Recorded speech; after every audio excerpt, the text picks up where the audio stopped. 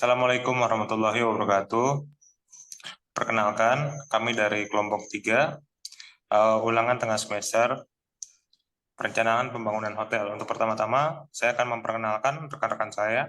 Yang pertama ada saya sendiri, Muhammad Alifadi Rahman. Yang kedua ada Maulida Syahna Wahyuwarindra. Yang ketiga ada Austin Dusraditya. Dan yang terakhir ada Helena Gabriela.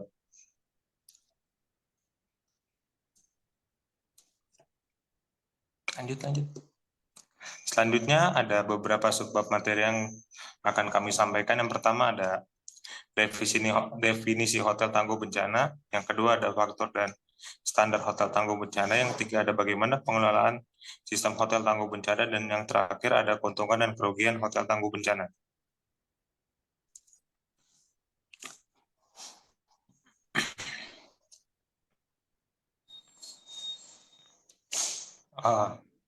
Hotel tangguh bencana. Hotel tangguh bencana adalah jenis hotel yang dirancang dan dibangun dengan pertimbangan khusus untuk dapat bertahan dan berfungsi optimal dalam situasi bencana atau kondisi darurat. Konsep ini mencakup berbagai aspek yang meliputi infrastruktur, operasional, dan manajemen yang tangguh terhadap bencana.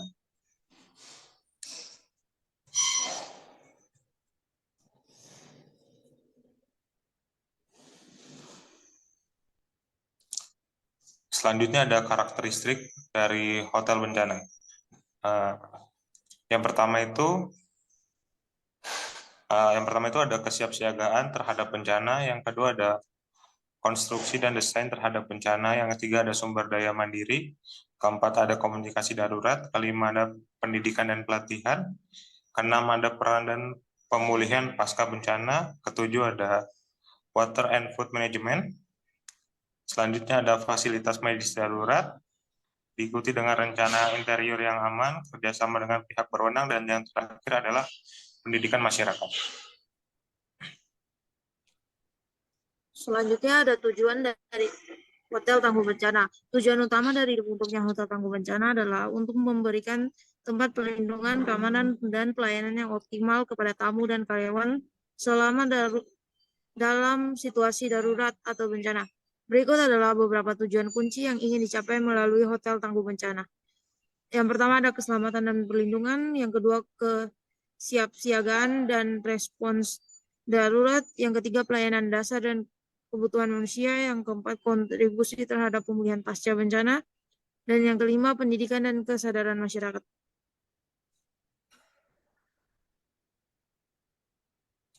Yang berikutnya ada manfaat dalam pemulihan pasca bencana terhadap komunitas sekitar. Hotel tangguh bencana memiliki beberapa manfaat dalam pemulihan pasca bencana di komunitas sekitar, antara lain yang pertama sebagai tempat perlindungan sementara, yang kedua sebagai fasilitas dan layanan dasar, yang ketiga sebagai basis operasional untuk tim pemulihan, yang keempat kontribusi ekonomi, dan yang kelima bantuan dalam relokasi.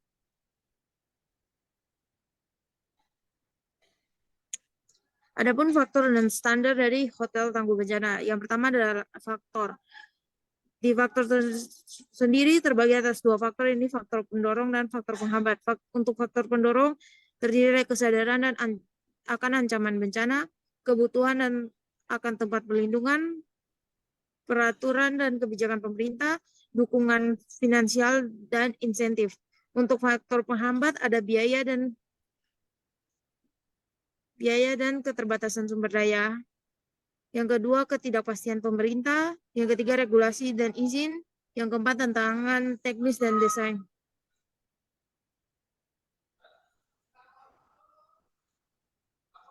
Yang kedua, tantangan teknis dalam perencanaan dan pembangunan hotel tangguh bencana. Yang pertama, perancangan struktur dan keandalan. Yang kedua, sistem keamanan dan evakuasi. Yang ketiga, sumber daya mandiri. Yang keempat, sistem komunikasi darurat. Yang kelima, pengolahan risiko lingkungan. Pemilihan lokasi yang tepat, pengaturan dan standar, pelatihan dan kesadaran karyawan. Adapun standar dari hotel tangguh bencana. Yang pertama, standar umum.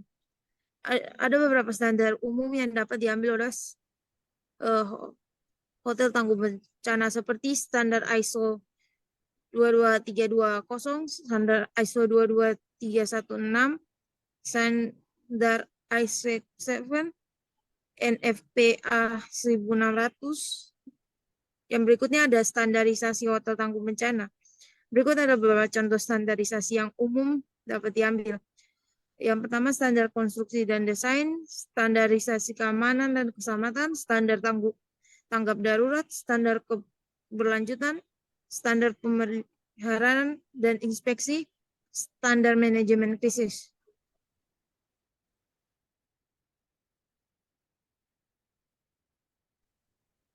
Baik, selanjutnya yaitu standarisasi hotel tangguh bencana.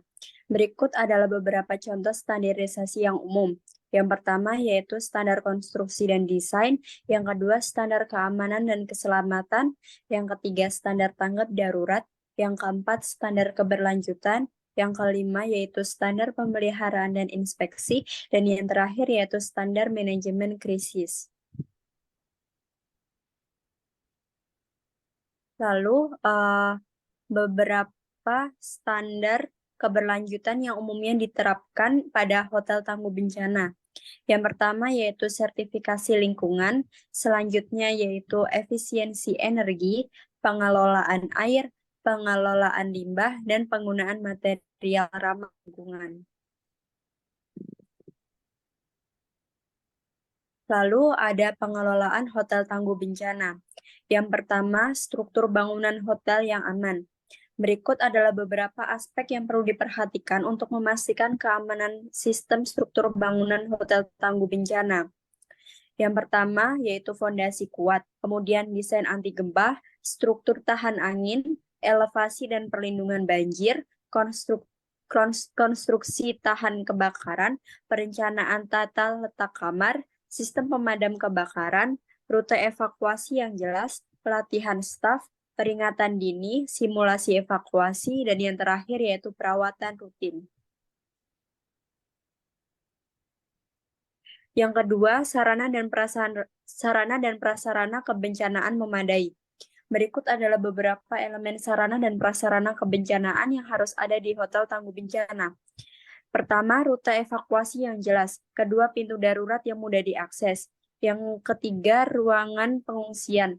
Yang keempat, peringatan dini. Selanjutnya, peralatan darurat, sistem pemadam kebakaran, peralatan teknologi komunikasi, sarana medis, aksesibilitas, simulasi dan pelatihan, pemantauan cuaca, perawatan dan pemeliharaan berkala, komunikasi dengan otoritas lokal, dan yang terakhir, sistem kontrol manajemen. Lalu ada manajemen resiko bencana. Berikut adalah cara untuk melakukan manajemen resiko bencana di hotel tangguh. Yang pertama, identifikasi ancaman bencana. Kemudian evaluasi risiko, penilaian aset dan sumber daya, pengembangan rencana darurat, pelatihan dan kesadaran, komunikasi dan koordinasi, uji coba dan simulasi, peringatan dini, perlindungan aset fisik, perlindungan data dan dokumentasi, asuransi bencana, sistem pengawasan, pemulihan, evaluasi pasca bencana. Yang keempat, ada edukasi kebencanaan untuk staff dan customer. Berikut adalah beberapa cara untuk mengedukasi mereka. Yang pertama untuk staff hotel. Yang pertama ada pelatihan reguler, simulasi evakuasi, peran dan tanggung jawab, sistem peringatan dan komunikasi, peralatan darurat, kepatuhan standar keselamatan. Kemudian untuk para pengunjung, yang pertama informasi di kamar, pengumuman di pintu masuk, sambutan pengecekan, peringatan di elevator, peringatan visual, dan seminar keselamatan. Kemudian ada simulasi dan gladi secara rutin. Berikut adalah cara untuk mengadakan simulasi dan gladi yang efektif. Yang pertama yaitu rencanakan secara berkala, berikan pemberitahuan terlebih dahulu, variasi jenis ancaman, tentukan tujuan, libatkan semua pihak, beri peran dan senario, evaluasi dan umpan balik, perbaikan rekayasa, dokumentasikan hasil, dan sertifikasi dan penghargaan. Yang keenam, turut membangun ketangguhan masyarakat sekitar, membangun hubungan baik dengan masyarakat sekitar hotel. Berikut adalah beberapa strategi yang dapat Anda terapkan. Yang pertama, yaitu komunikasi terbuka dan transparan, kemitraan dengan komunitas lokal, pemberdayaan komunitas, tawarkan sumber daya, kontribusi terhadap keberlanjutan komunitas, tingkatkan keterlibatan dalam kejadian komunitas, respons terhadap kejadian darurat, berikan manfaat ekonomi, umpan balik, dan evaluasi. Sesuaikan dengan kebutuhan lokal. Kelebihan dan kekurangan hotel tangguh bencana. Yang pertama, kekurangan. Menambah biaya pembangunan hotel, menambah biaya operasional hotel, menambah job desk dari staf-staf hotel. Dan keunggulannya, yaitu meningkatkan kepercayaan tamu terhadap hotel yang digunakan, memberikan kenyamanan tambahan bagi tamu hotel, meminimalisir kerusakan hotel bila terjadi bencana, memberi tambahan nilai bagi hotel, penempatan lokasi hotel strategis yang minim terjadi bencana, dan menciptakan lingkungan kerja yang aman dari bencana. Kesimpulan, urgensi pentingnya keselamatan dan kesiapan terhadap bencana di sektor perhotelan. Hotel tangguh bencana merupakan tonggak dalam upaya melindungi tamu, staf, dan aset-aset berharga dalam situasi darurat.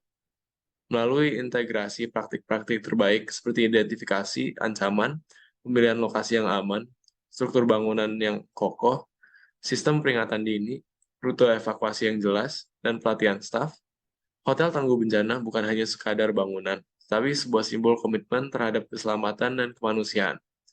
Seiring dengan semakin meningkatnya perubahan iklim dan ancaman bencana global, investasi dalam hotel tangguh bencana adalah langkah yang bijak dan bertanggung jawab.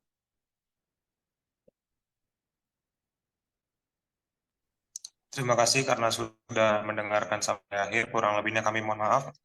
Wassalamualaikum warahmatullahi wabarakatuh.